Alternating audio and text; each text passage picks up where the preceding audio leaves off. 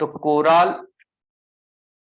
और इसका मतलब क्या होता है, ये दो चीजें होती हैं, साथ में एक कुछ चीजें रहती हैं कोराल में। एक है कोराल पॉलिप,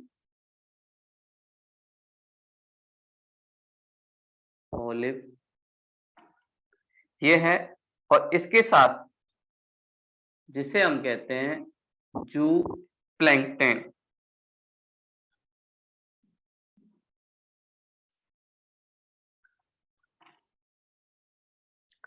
ये क्या है, एक एनिमल है, और इसके साथ में एक प्लांट भी रहता है, जिस प्लांट को हम किस नाम से जानते हैं, जुन्जनथैला।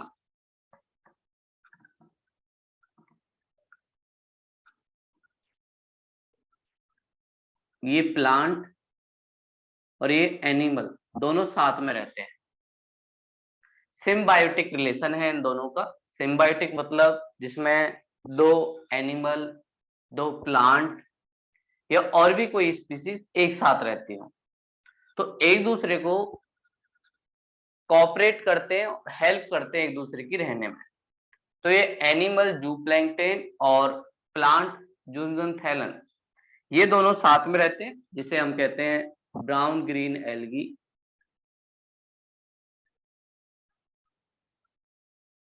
प्लांट भी कह सकते हैं आप। ये दोनों साथ में रहते हैं और ये साथ में रह के बहुत सारी एक्टिविटी करते हैं। और इस एनिमल को जो कलर दिया जाता है वो इस प्लांट के द्वारा दिया जाता है। वैसे इसका जो कलर है वो वाइट है, लेकिन इस प्लांट की वजह से ये हमें थोड़े ग्रीन दिखते हैं। और इनके लिए इंपॉर्टेंट क्या है कोरल का? कोरल का सबसे बड़ा इंपॉर्टेंट, ये एवरग्रीन फॉरेस्ट है ओशियन के। ओशियन में एक तरीके से जो बैलेंस बनाने के लिए काम करता है या बेसिक चीजें हैं, उसमें कोराल का इंपॉर्टेंट रोल है। और कोराल एवरग्रीन फॉरेस्ट है, तो इनके ऊपर जो स्मॉल फिश हैं वो डिपेंड हैं, वो इन प्लांट को खाती हैं, कोराल को खाती हैं। और इन स्मॉल फिश के ऊपर बिग फिश डिपेंड है। तो कहीं ना कहीं ओशियन का या वाटर का जो फूड चेन है, वो सारा फूड चेन डिपेंड है कोराल के ऊपर। अगर कोराल को कुछ हुआ तो कहीं ना कहीं ये फूड चेन डिस्टर्ब होगी, और फूड चेन अगर डिस्टर्ब हुई तो पूरा ओशियन का एक्वेटिक जो सिस्टम है वो पूरा एक तरीके से डिमोलिश हो जाएगा। और जब कई बार क्या होता है, जब ग्लोबल वार्मिंग होती है, तो ग्लोबल वार्मिंग की वजह से ये जो प्लांट है, टेम्परेचर हाई होता है। टेम्परेचर हाई होने की वजह से इसे फोटोसिंथेसिस ज्यादा करने का मौका मिलता है, जिससे फूड बनाता है प्लांट। और ये फोटोसिंथेसिस जब ज्यादा करता है तो इसके पास फूड भी ज्यादा होता है, और जू प्लैंकटन को ज्यादा फूड खिलाता है। और ज्यादा फूड होने की वजह से इसके पास ज्यादा एनर्जी स्टोर होती है, और फिर जू प्लैंकटन इस प्लांट को छोड़ देता है अपनी बॉडी में। और जब ये प्लांट को छोड़ देता है तो इसी प्रोसेस को हम कहते हैं कोराल ब्लीचिंग। कोराल ब्लीचिंग मतलब कोराल का एक जैसा बिना प्लांट के उसका रूप रंग था वो दिख जाए, तो उसी को हम कहते हैं कोराल ब्लीचिंग। तो इसका जो कलर है वो बिल्कुल व्हाइट हमें दिखने लग जाता है। और कोराल ब्लीचिंग को एक डिजास्टर माना जाता है कि भाई धीरे धीरे कोराल में प्रॉब्लम क्रिएट हो रही है, और ये कहीं ना कहीं ग्लोबल वार्मिंग से रिलेटेड है। तो ओशियन या इक्वेटिक को बैलेंस करने के लिए इनका इंपॉर्टेंस काफी ज्यादा है। और साथ में बात करें कि कोराल से हमें क्या क्या चीजें मिलती हैं, इंपॉर्टेंस क्या है इसका, तो पहली बात हमने देखा फूड चेन। ओशियन की फूड चेन को बैलेंस करता है।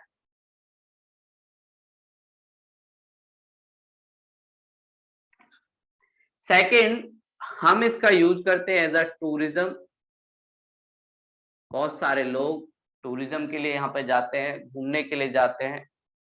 आपने भी देखा होगा नीचे ओशियन में बहुत सारे लोग जाते हैं और कभी रेड कलर की, कभी पिंक कलर की, अलग अलग टाइप की फिशेस को देखते हैं। बहुत सारी ग्रीनरी वहां पे देखते हैं, ग्रास की तरह की, वो सब कोरल के थ्रू हो पाता है। थर्ड, इनसे हमें बहुत सारे मेडिसिन भी मिलते हैं। जैसे कैंसर की बहुत सारी मेडिसिन का डेवलपमेंट वो इन कोराल से किया गया है। साथ में ये हमारे कोस्ट की सिक्योरिटी करने में भी हेल्प करते हैं। डिजास्टर के टाइम अगर किसी कोस्ट के पास कोराल हैं तो वो उसकी सुनामी से सिक्योरिटी कर सकते हैं, और भी अदर डिजास्टर जो ओशियन में आते हैं, कोस्टल इरोजन होता है, उससे सिक्योरिटी कर सकते हैं। तो इसमें भी ये हमारी हेल्प करते हैं। तो कोरल का इंपॉर्टेंस ओशियन या मरीन इकोसिस्टम को बैलेंस करने के लिए काफी ज्यादा है। तो इसलिए जरूरी होता है कि हम इन लोगों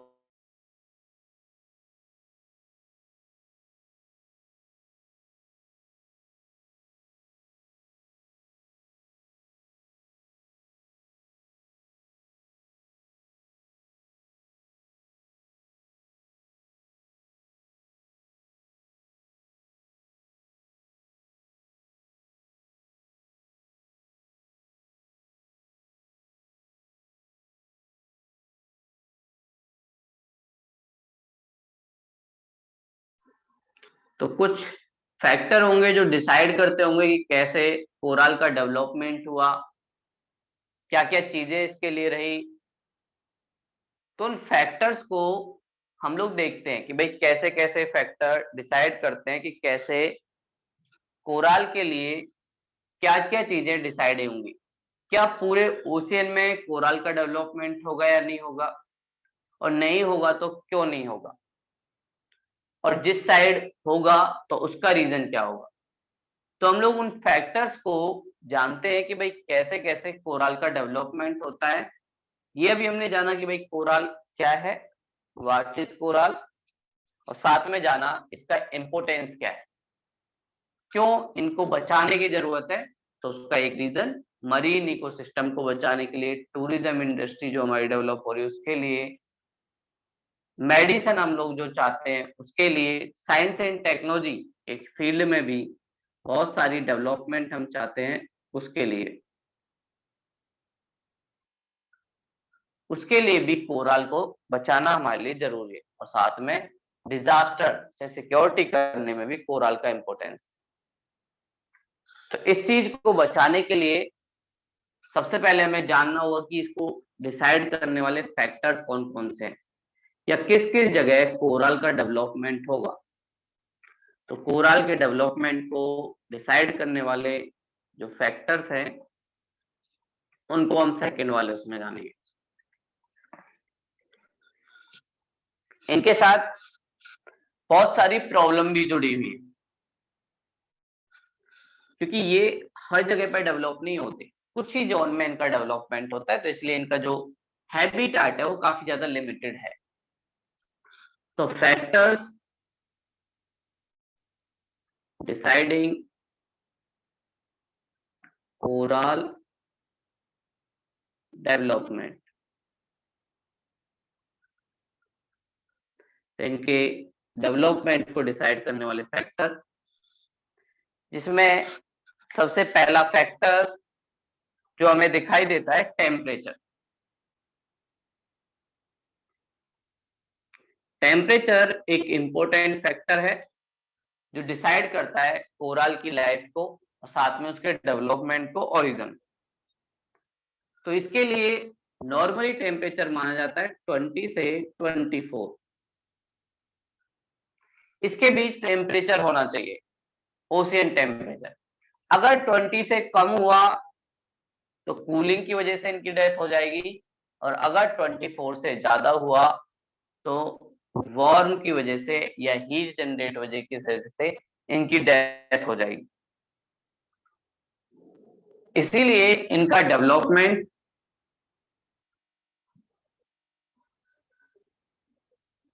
ना तो आपको पोल के पास दिखाई देगा, ना आपको बिल्कुल इक्वेटर के पास दिखाई देगा। क्यों? क्योंकि वहां पर भी टेम्परेचर थोड़ा सा हाई होगा। उसके आसपास वाले जोन में, खासकर सब ट्रॉपिकल वाले जोन में इसका डेवलपमेंट दिखाई देगा। तो सब ट्रॉपिकल जोन में ज्यादातर कोराल होते हैं, लेकिन अगर कोस्ट जो है, किसी कॉन्टिनेंट का कोस्ट है और वहां पे अगर कोल्ड करंट है, तो कोल्ड करंट की वजह से टेम्परेचर डाउन हो सकता है। तो उस जगह भी सब ट्रॉपिकल में आपको कोराल नहीं मिलेंगे। और हमने जब करंट के बारे में जाना था तो हमने देखा था कि भाई कैसे ओशियन के ईस्टर्न पार्ट में, ओशियन का ईस्टर्न पार्ट मतलब कॉन्टिनेंट का वेस्ट पार्ट, बिल्कुल अपोजिट। तो ओशियन के ईस्टर्न पार्ट में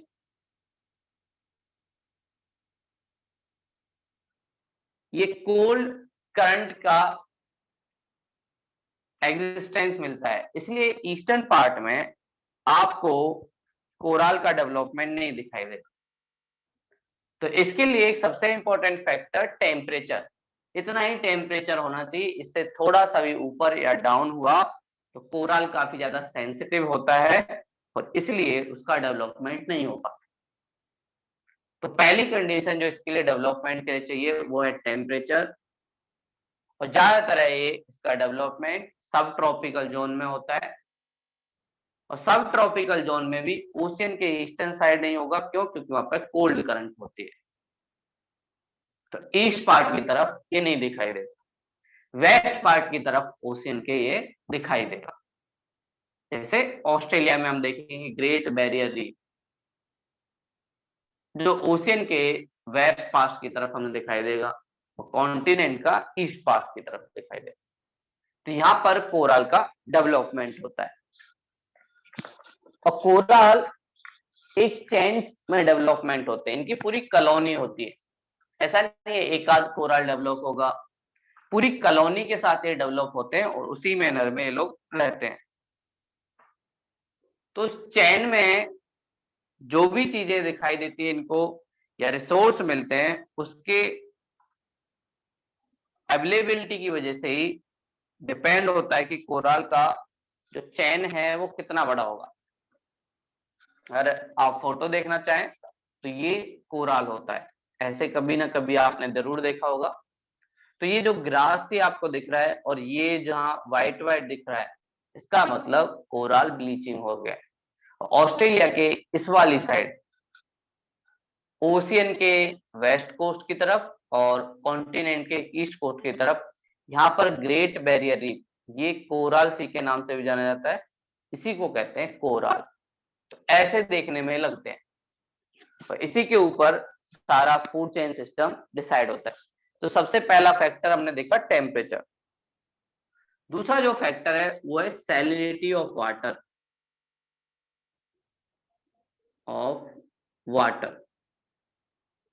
वाटर में कितना सॉल्ट है, कैसे मिनरल्स है, ये भी कहीं ना कहीं इम्पैक्ट डालता है इसके ऊपर।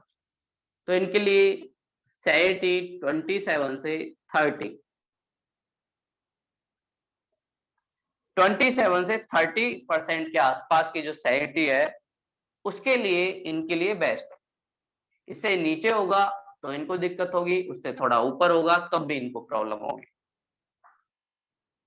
तो इसका मतलब हैवी सॉल्ट वाला वाटर या क्लीन ड्रिंकिंग वाटर, जहाँ पे सैलिनिटी बिल्कुल नहीं है वहां पर भी इसका डेवलपमेंट नहीं होगा।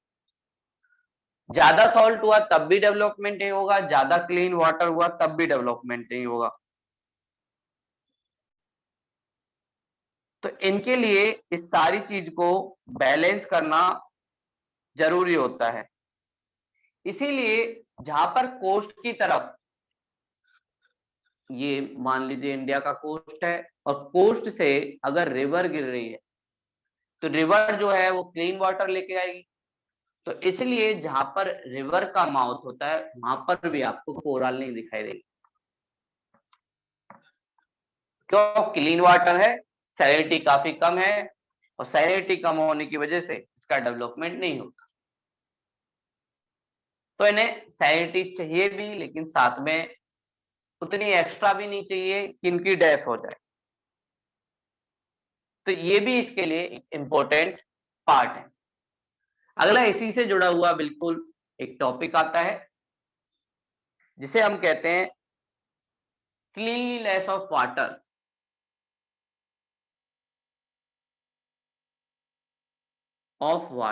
वाटर कितना क्लीन होना चाहिए? देखो, वाटर से ही इनको रिसोर्स मिलते हैं, मिनरल्स मिलते हैं। अपने जो बॉडी का ऊपर वाला जो पार्ट है उस सोल को डेवलप करने के लिए इनके पास वाटर के जो मिनरल्स है वो एक इंपॉर्टेंट पार्ट। लेकिन अगर थोड़ा पॉल्यूटेड वाटर हुआ, पॉल्यूशन ज्यादा हुआ वाटर में, तो इसका मतलब उसमें अदर मिनरल्स भी मिल सकते हैं, गाद वाद भी हो सकती है। लेकिन ये सेडिमेंट जो हैं ये कोराल के माउथ में डिपॉजिट हो जाते हैं। अगर ज्यादा गाद वाद होगी तो उसके माउथ में डिपॉजिट हो जाएंगे और माउथ में डिपॉजिट होने की वजह से कोराल की डेथ हो जाती है। इसे ही हम कहते हैं कोराल ब्लॉकिंग, कि कोराल का जो माउथ है उसको ही ब्लॉक कर दिया। तो ज्यादा पॉल्यूटेड वाटर में इसका डेवलपमेंट नहीं होता और बिल्कुल क्लीन वाटर में भी डेवलपमेंट नहीं होता। क्यों? क्योंकि इन्हें सेडिमेंट चाहिए भी, अपना फूड बनाने के लिए, अपना शेल्टर बनाने के लिए इन्हें सेडिमेंट चाहिए। लेकिन इतने ज्यादा सेडिमेंट भी नहीं चाहिए कि उन सेडिमेंट की वजह से इनकी खुद की डेथ हो जाए। तो इन दोनों के बीच बैलेंस करना पड़ता है इन्हें। इसीलिए जहां पर रिवर डेल्टा बनाएगी,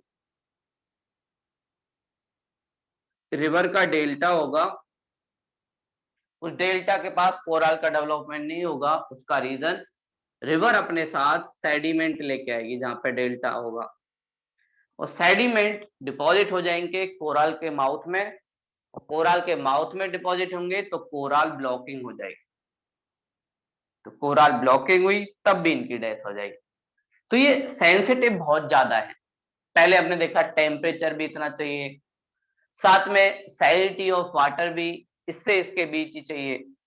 ऐसे क्लीनलीनेस ऑफ वाटर भी इतना होना चाहिए कि इनको सेडिमेंट भी मिल जाए और इतना ज्यादा नहीं होना चाहिए कि इनके माउथ में वो सारी चीजें फंस जाए। तो इनको बैलेंस करना सबसे बड़ा चैलेंज होता है कोराल के डेवलपमेंट के लिए। और अगली बात, depth of the water, water की डेप्थ, कितनी गहराई तक कोराल का डेवलपमेंट हो सकता है, उसी को ये कहते हैं कि water, depth of water, water की डेप्थ कितनी होनी चाहिए जहां पर कोराल का डेवलपमेंट हो। ये इनके लिए डेवलपमेंट के लिए फोर्थ पिलर है, डेप्थ ऑफ द वाटर। तो नॉर्मली माना जाता है कि 30 फैदम में से डील किया जाता है। 1 फैदम का मतलब माना जाता है लगभग 6 फीट, 6 फीट के आसपास इनका डेवलपमेंट हो। तो ऐसे एक तरीके से मतलब लगभग 180 फीट के आसपास डेप्थ जो है वाटर की, उसमें इसका डेवलपमेंट हो सकता है। देखो इसका इम्पैक्ट कैसे पड़ता है, अगर वाटर की डेप्थ ज्यादा होगी, डेप्थ अगर ज्यादा होगी तो कहीं ना कहीं इसे लाइट नहीं मिलेगी। सन की जो लाइट है वो बिल्कुल सी के बिल्कुल ग्राउंड लेवल पे तो पहुंचती नहीं है, और जब सन की लाइट नहीं मिलेगी तो इसे टेम्परेचर कहाँ से मिलेगा? जब टेम्परेचर नहीं मिलेगा तो टेम्परेचर 20 से 24 से नीचे हो गया तो इसकी डेथ ऑटोमेटिक ही हो जाएगी। और साथ में डेप्थ वाले पार्ट में इन्हें जो मिनरल्स चाहिए, साथ में न्यूट्रिएंट्स चाहिए, वो भी मिलने की पॉसिबिलिटी बहुत कम है। तो इसे न्यूट्रिएंट मिनरल्स वो भी थोड़े से कम डेप्थ वाले वाटर में मिलते हैं। तो इसीलिए ज्यादा डेप्थ वाले वाटर में भी इसका डेवलपमेंट नहीं होता। तो इसीलिए पहले जो वाटर नीचे की तरफ होता है, पहले एक कोस्ट की तरफ डेवलप होते हैं, और जब देखते हैं कोस्ट वाला एरिया भर गया तो फिर ओशियन की तरफ। मान लीजिए ये अपना कोस्ट है तो यहाँ से ऐसे डेवलप होंगे। तो पहले एक कोशिश करते हैं पूरे कोस्ट को ऐसे घेर लिया जाए, ऐसे पूरी चेन बनाते हैं, फिर धीरे धीरे धीरे धीरे कोस्ट से ओशियन की तरफ चलने लग जाते हैं। ऐसे इनका एक डेवलपमेंट होता है और उसी में इनकी कॉलोनियां में दिखाई देती है। और इनकी जो लेंथ है जिसे हम कहते हैं कोराल ब्रीफ, कोराल ब्रीफ जिसे ग्रेट बैरियर रीफ, तो ये सारी चीजें भी इसके लिए इंपॉर्टेंट है। और इनके लिए खतरों की बात करें, भाई ये तो हमने देखा फैक्टर, तो पहली बात तो ये है कि इनमें थोड़ा भी चेंज हुआ तो भी होगा, और ये इसलिए सेंसिटिव बहुत ज्यादा है। और ग्लोबल वार्मिंग से जो सबसे ज्यादा इम्पैक्ट पड़ रहा है उनमें से एक है कोराल। ग्रेट बैरियर रीफ जो ऑस्ट्रेलिया में है, ऐसा माना जाता है अगर ग्लोबल टेम्परेचर ज्यादा इंक्रीज हुआ, 1.5 से भी इंक्रीज हुआ, तो लगभग 50% ग्रेट बैरियर रीफ जो ऑस्ट्रेलिया में है वो डिस्ट्रॉय हो जाएगी। और उसका रीजन यही है क्योंकि टेम्परेचर के प्रति थोड़े सेंसिटिव हैं। दूसरा, सैलिनिटी ऑफ वाटर। अब धीरे धीरे जैसे जैसे हम लोग थोड़ा सा डंपिंग करते हैं, बहुत सारा अपना जो सामान है, प्लास्टिक बैग हो या थैलियां हो, वो सारी चीजें हम लोग डंप कर देते हैं अपने आसपास के कैनाल में या कोई पॉन्ड है उसके पास। वो जाके कहाँ पे मिलता है? ओशियन में। तो जब ये ओशियन में मिलता है तो कहीं ना कहीं ओशियन के ऊपर कुछ वेस्ट डिपॉजिट हो जाता है, और उस वेस्ट की वजह से इन कोराल को काफी ज्यादा प्रॉब्लम होती है। तो कोराल के सामने जो सबसे बड़ी प्रॉब्लम है ग्लोबल वार्मिंग, दूसरी जो प्रॉब्लम है पॉल्यूशन। जो ओशियन का पॉल्यूशन बढ़ रहा है, साथ में आपने कई बार देखा होगा बहुत सारे शिप, टैंकर जो अपने साथ ऑयल लाते हैं, कई बार ऑयल स्पिल हो जाता है, मतलब ऑयल गिर जाता है, फैल जाता है ओशियन में।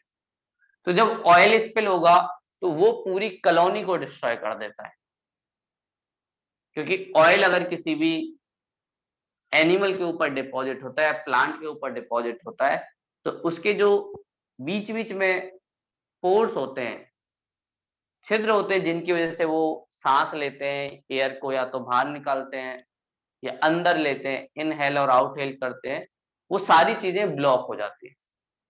तो ये प्रॉब्लम इनके साथ काफी ज्यादा है। और अगला जो हम पढ़ते हैं कोराल ब्रीफ टाइप। कोराल की कुछ रीफ होती हैं जिनके बेस पर इनकी शेप डिसाइड होती है, और अलग अलग तरीके से हमें कोराल रीफ का जो स्ट्रक्चर है वो दिखाई देता है। तो ये हमने फैक्टर जाने, पहले हमने जाना कि भाई कोराल होता क्या है, उसके बाद हमने फैक्टर जाने कि कौन कौन डिसाइड करेगा, थोड़े से एलीट क्लब के हैं, थोड़ी सी कुछ चीजें क्वालिटी ऐसे ही मांगते हैं कि इतना इतना होगा तो चलेंगे, ज्यादा फ्लेक्सिबिलिटी इनमें नहीं है, इसलिए सेंसिटिव भी ज्यादा है।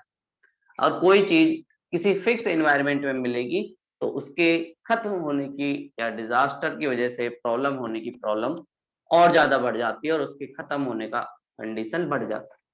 लेकिन इनको बचाना जरूरी है क्योंकि ओशियन या एक्वेटिक मरीन सिस्टम के इकोलॉजी को बैलेंस करने के लिए।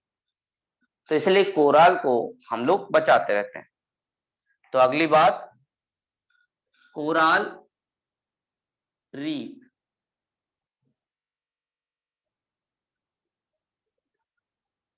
रीफ का मतलब ऐसे होता है बैरियर, कि कैसे एक तरीके से बैरियर एक लेट। तो ये हमारा कॉन्टिनेंट, और इस कॉन्टिनेंट के इधर तरफ ये पूरा कोराल का पार्ट ऐसे इसने घेरा हुआ है, ये वाला भी पार्ट कॉन्टिनेंट के दोनों तरफ। और ये वाटर लाइन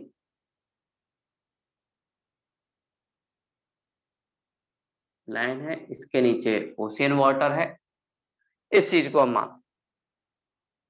तो यहाँ पर कई बार जो बोट होती है या शिप होता है वो फंस जाता है, उसी के बेस पे इस वाले को हम कहते हैं बोट चैनल।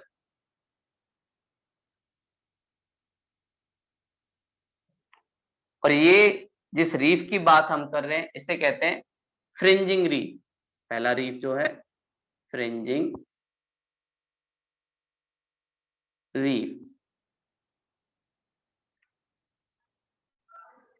फ्रिंजिंग मतलब होता है कोस्ट के आसपास वाला जो रीफ है।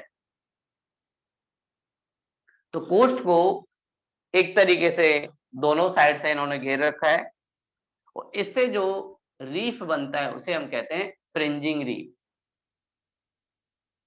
अभी धीरे धीरे फोटो बनाते चलना। सेकंड जो हमें दिखाई देता है जिसमें ये फ्रिंजिंग रीफ थोड़े से आगे की तरफ चला जाता है, और ज्यादा इसमें कोराल साथ में आ जाते हैं, और ये फ्रिंजिंग रीफ एक बैरियर रीफ में चेंज हो जाता है। मतलब अब आपके शिप को जाने में काफी ज्यादा दिक्कत होगी। अभी तक आपके बोट को जाने में दिक्कत हो रही थी, बोट जा पा रही थी लेकिन थोड़ा सा प्रॉब्लम हो रही थी। लेकिन दूसरा बैरियर रीफ, और इस बैरियर रीफ में इनका डेवलपमेंट और तेजी के साथ साथ में थोड़े से ज्यादा एरिया में होने लग जाएगा। ऐसे इधर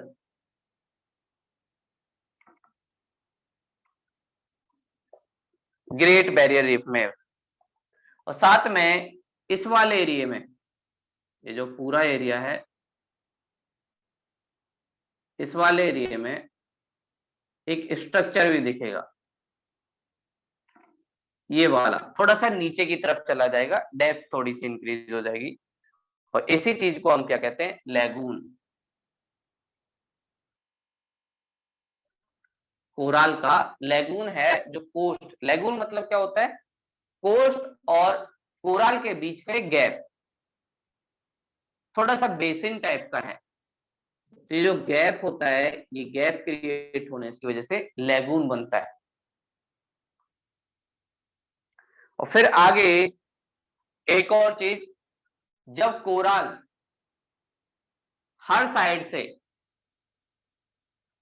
अगर किसी आइलैंड को या किसी और लैंड के पार्ट को घेर लेता है, मान लीजिए ये एक आइलैंड है, इस आइलैंड के चारों तरफ कोराल ने अपनी कॉलोनी बना ली,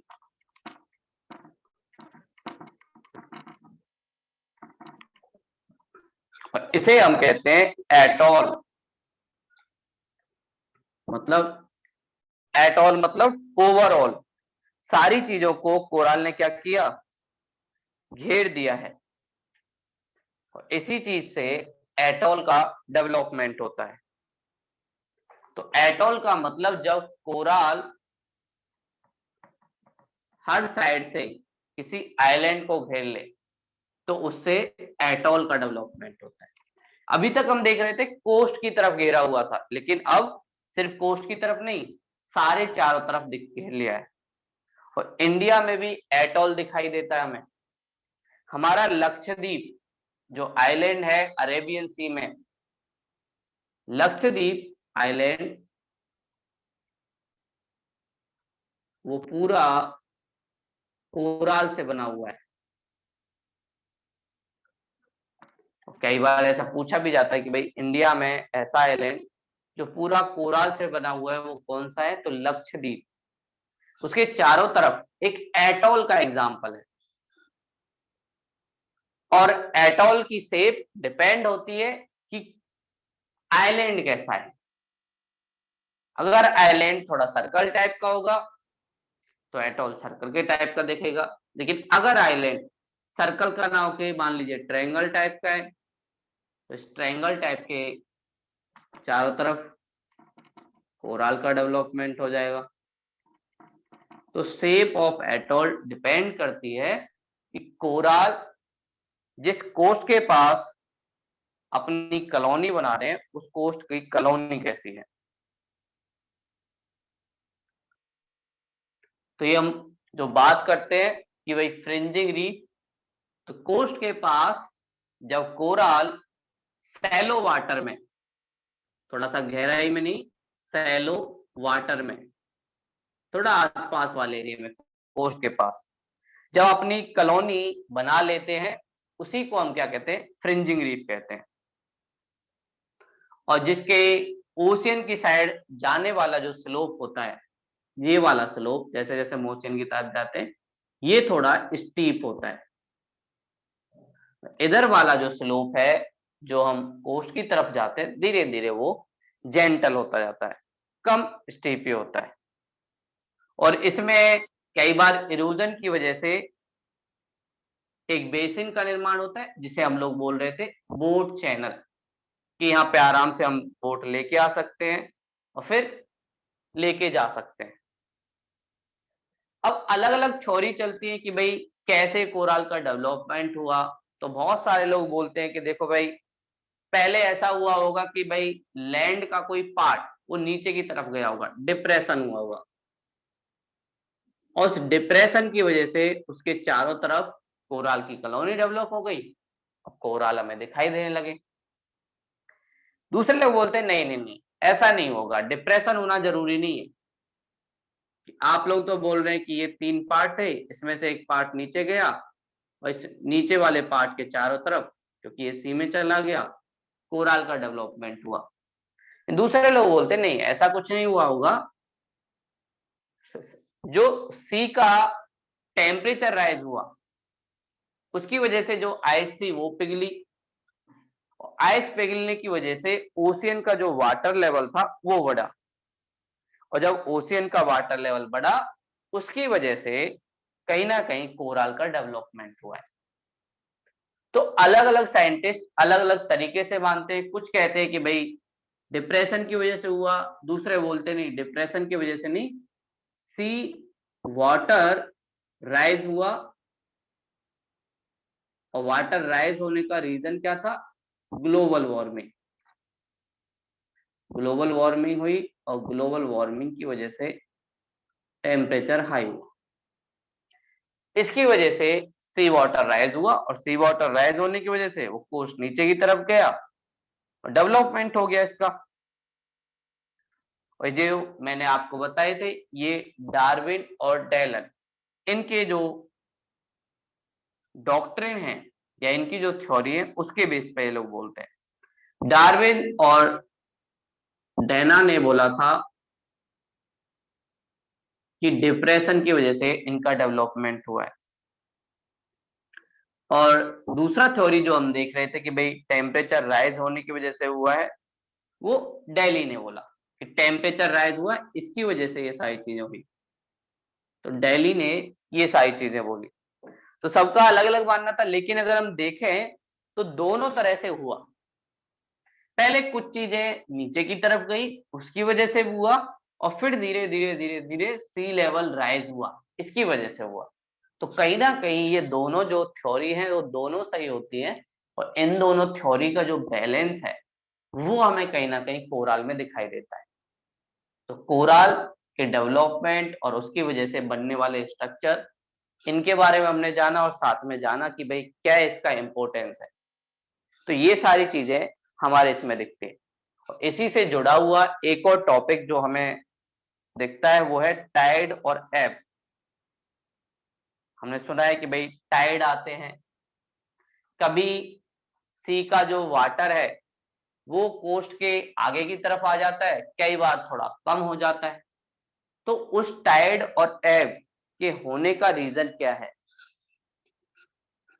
और ये सारी चीजें हमें ओराल और डार्विन और डायना इनकी थ्योरी से ही थोड़ा सा दिखाई देते हैं, और जिसमें न्यूटन की इक्विलिब्रियम थ्योरी वो भी हमें कुछ ना कुछ बताती है कि भाई कैसे टाइड और एब ये हमारी अर्थ पे आते हैं, और इसको डिसाइड करने वाले फैक्टर कौन कौन से हैं, किस वजह से वाटर कई बार राइज हो जाता है, कई बार डिक्रीज हो जाता है, तो उसका भी कुछ ना कुछ रीजन होगा। तो कोराल के बाद हम लोग देखेंगे टाइड एब, जिसे हिंदी में ज्वार और भाटा। ज्वार मतलब बोलते हैं बहुत सारे लोग इंक्रीज हुआ, भाटा मतलब थोड़ा सा घाटा हुआ या डिक्रीज हुआ। तो उसी के बारे में हम थोड़ा सा पढ़ेंगे। टाइड एब,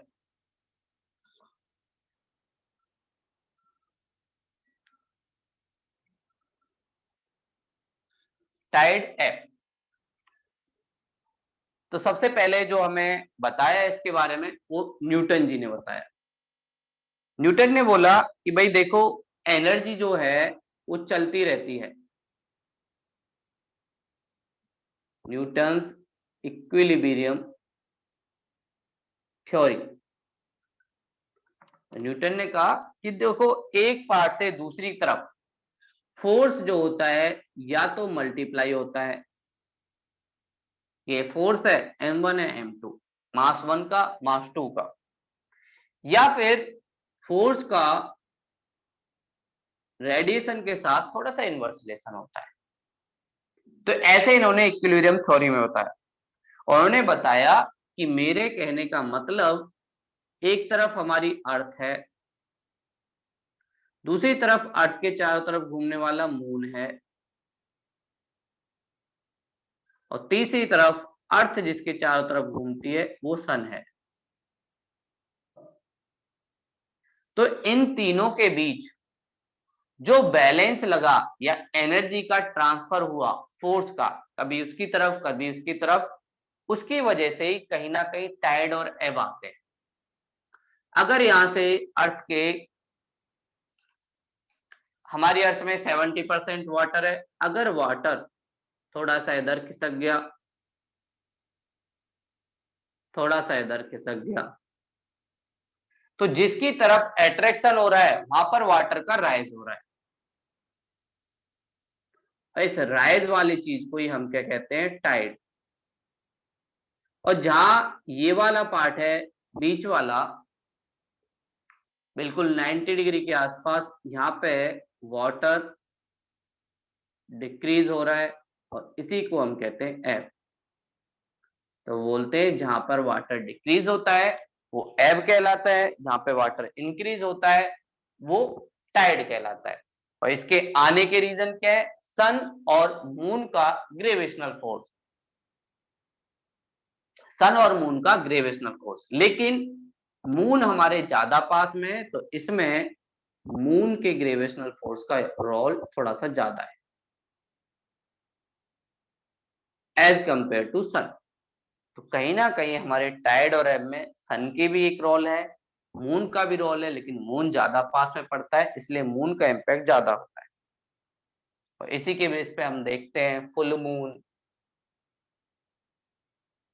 तो ये सारी चीजें जो हम देखते हैं, रेड मून, ये सब कहीं ना कहीं इसी चीज पे डिपेंड होता है कि टाइड और एब का टाइम क्या है। तो हमने पूछा भाई ऐसे कैसे हो सकता है, बोले देखो, इधर अगर टाइड आपको बनवाना है तो इसके लिए क्या है, एक तो मून का ग्रेविटेशनल फोर्स,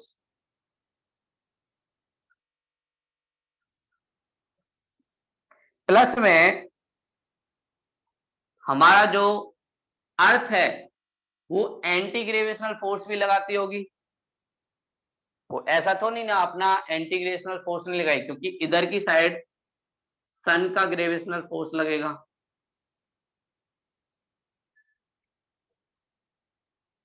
तो अर्थ भी अपना एक एंटी ग्रेविटेशनल फोर्स लगाती है।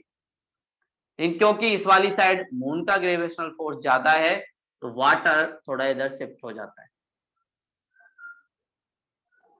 और इधर सन का फोर्स ज्यादा है तो वाटर इधर शिफ्ट हो जाता है। लेकिन इससे बचने की कोशिश हमारी अर्थ करती है। तो ये जो यहाँ पे टाइड आया ये डायरेक्ट टाइड हुआ, और ये एक तरीके से इनडायरेक्ट टाइड हुआ, क्योंकि अर्थ ने अपना फोर्स लगाया और सन का जो ग्रेविटेशनल फोर्स है उसका इंपैक्ट कम होता है। तो ऐसे हमारे अर्थ पर कभी वाटर फॉल होता है, कभी वाटर डिक्लाइन होता है, कभी डिक्लाइन कभी इंक्रीज। तो वाटर का इंक्रीज और डिक्लाइन ही, ये इंक्रीज हुआ यही टाइड है, ये डिक्रीज हुआ यही एब है। ये हमें न्यूटन जी ने बताया अपनी इक्विलिब्रियम थ्योरी के थ्रू, बड़े सिंपल चीज में उन्होंने बताया। बोले ऐसा हमारी अर्थ पर होता रहता है, और ये हमारी अर्थ पर नॉर्मल कंडीशन है जो चलती रहती है। और ये अलग अलग टाइम पीरियड में अलग अलग हिसाब से होता है। मून का रोटेशन कैसे हो रहा है और साथ में हमारी अर्थ का रोटेशन या रिवॉल्यूशन कैसे हो रहा है, इस पर भी डिपेंड करता है।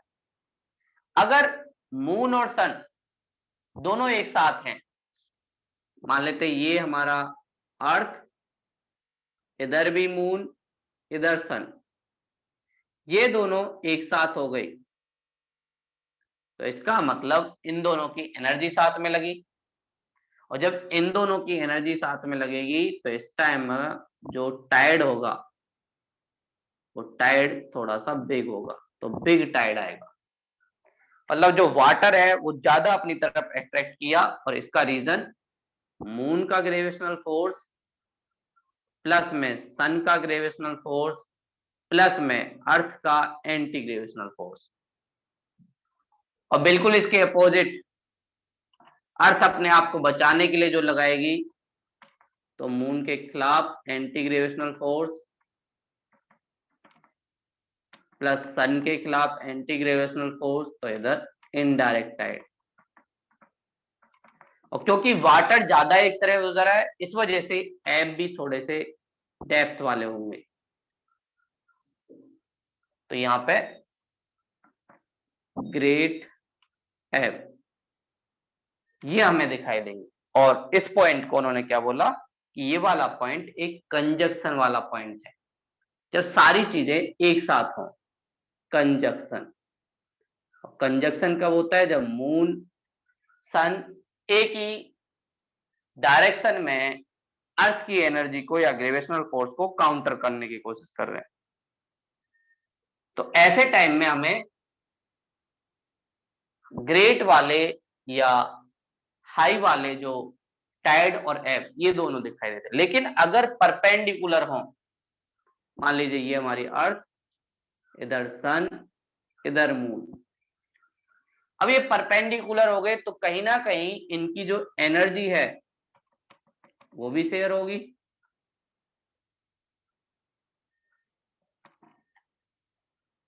मून के खिलाफ सन हेल्प कर रहा है, सन के खिलाफ मून हेल्प कर रहा है हमारी अर्थ की।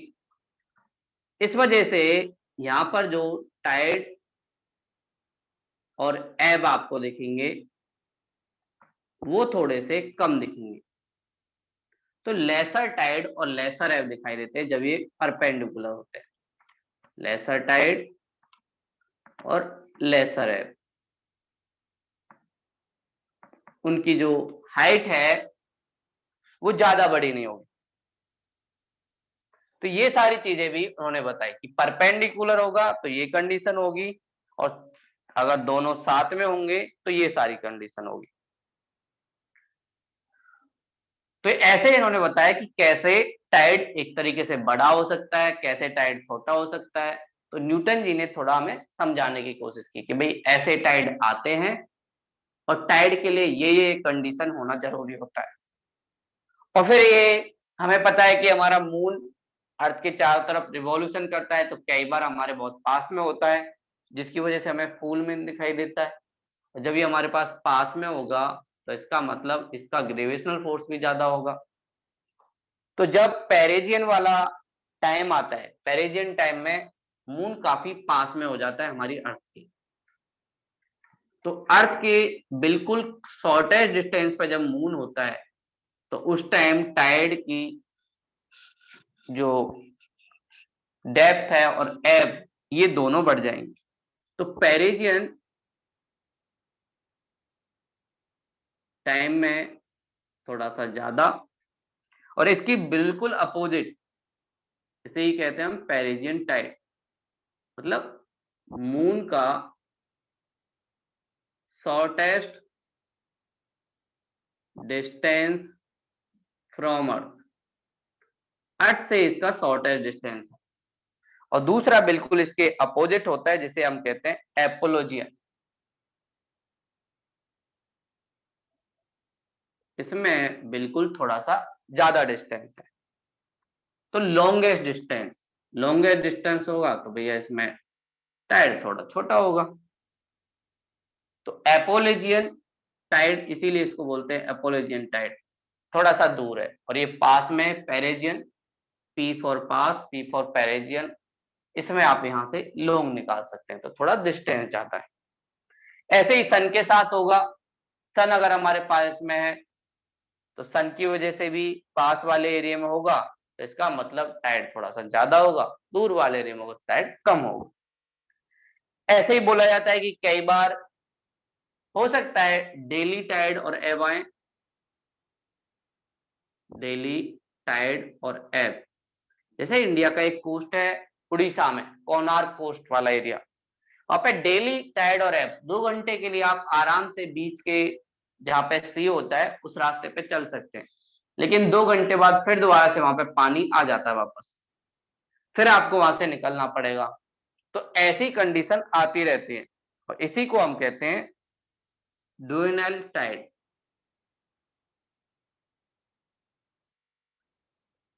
और कई बार दिन में 2 बार भी आ सकते हैं, तो सेमी ड्यूनल टाइड ऐसे इनका नाम दे दिया जाता है कि भाई दिन में 2 बार आ रहा है। तो ये सारी चीजें हमें टाइड के रूप में दिखाई देती है और न्यूटन जी ने इन्हें थोड़ा सा क्लियर करने की कोशिश की, लेकिन आगे कुछ लोग आए, विलियम वेल्स आए, और विलियम वेल्स ने कहा अरे न्यूटन जी इतना आसान नहीं है, आपने अर्थ को एक हर जगह एक शेप का मान लिया, अर्थ पर लैंड भी है, अर्थ पर सिर्फ वाटर थोड़ी ना है, लैंड से भी तो इम्पैक्ट पड़ता है ना अर्थ के ऊपर। तो आपने अभी तो ऐसे ही मान दिया कि हाँ भाई अर्थ एक वाटर से गिरा है, सारे में वाटर है, और मून का ग्रेविटेशनल फोर्स लगा, सन का ग्रेविटेशनल फोर्स लगा, तो उन्होंने बोला ये तो तुमने बहुत सिंपल कर दिया। बोले ऐसा नहीं होता कि हर जगह ऐसा होता हो, अलग अलग जगह अलग अलग चीजें टाइड और वेव की बनती हैं। इस वाली बात को विलियम वेल्स ने थोड़ा सा क्लियर करने की कोशिश की और बोला अर्थ एक इक्वल प्लेनेट नहीं है, अनइक्वल प्लेनेट है, जहां पर अलग अलग रिसोर्स आपको अलग अलग तरीके से मिलते हैं। और इसलिए उन्होंने इक्विलिब्रियम थ्योरी के थोड़े अगेंस्ट में एक दूसरी थ्योरी दी जिसे हम कहते हैं प्रोग्रेसिव वेव थ्योरी। तो प्रोग्रेसिव वेव थ्योरी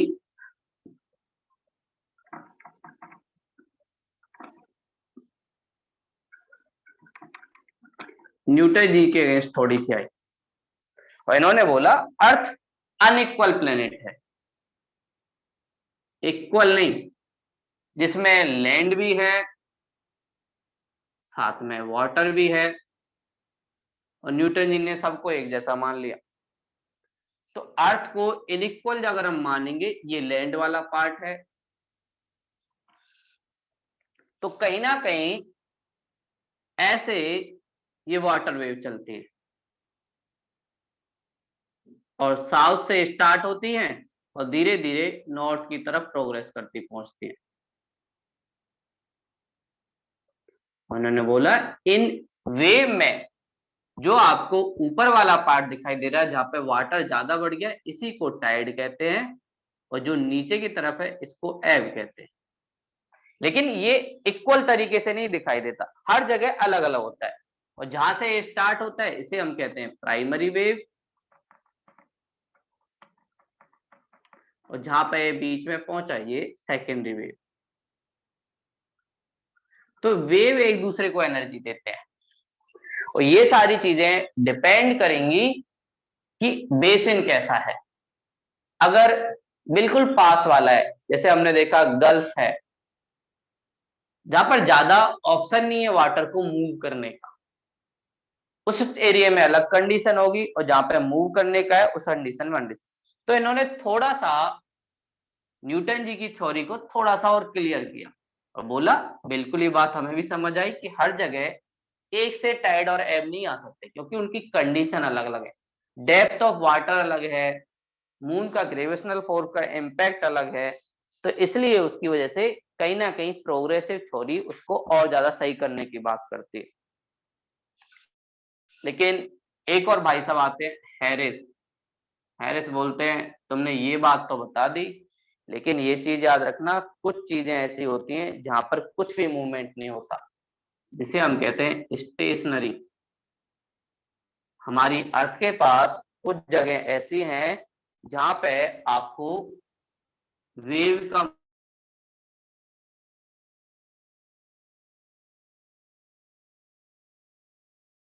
होना चाहिए। लेकिन अगर कोई बेसिन छोटा है, मान लीजिए यहाँ से एक वेव निकली, यहाँ से एक वेव निकली, तो जिस जंक्शन पे मिलेंगी जरूरी नहीं है कि वहां पे कुछ भी चीज हो सकता है वो बिल्कुल शांत हो, पीसफुल हो। तो इसलिए इन्हें इसे स्टेशनरी का। तो थ्योरी ये सारी चीज सही है, लेकिन जो न्यूटन की थ्योरी है वो थोड़ा सा क्लियर वे में बताती है, बड़े सिंपल वे में बताती है कि ऐसे ऐसे होता है। लेकिन प्रोग्रेसिव थ्योरी जो विलियम ने दी थी वो हमें थोड़ा सा ये बताती है कि भाई अर्थ एक इनइक्वल प्लेनेट है। और दूसरा हैरिस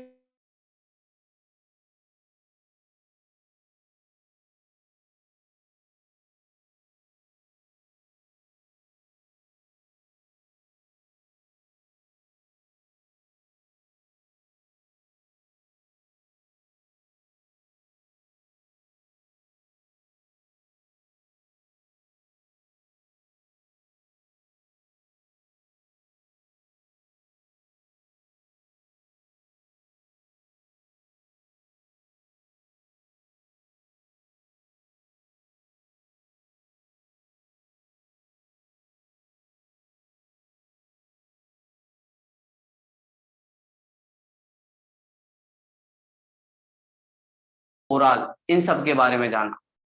तो अब आपका जो ज्योग्राफी के सारे कॉन्सेप्ट हैं वो आपके खत्म हो चुके हैं।